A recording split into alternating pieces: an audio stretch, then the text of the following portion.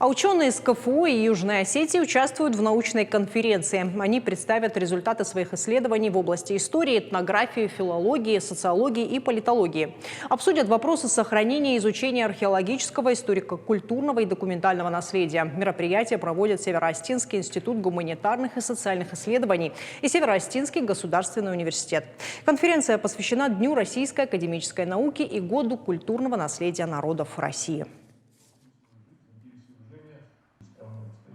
Очень важно, что мы соединяем академическую и вузовскую науку, и у молодых ребят факультета истории есть возможность сделать свои доклады и показать значимость изучения истории, культуры, этнологии, языкознания всех народов, которые населяют Большой Кавказ. Также хотел отметить, что очень важно взаимодействие непосредственно руководителей и научных сотрудников нашего Северо-Остинского гуманитарного института, и убежден, что данные доклады послужат основой для тех социальных исследований, социологических исследований, которые проводятся нашим университетом.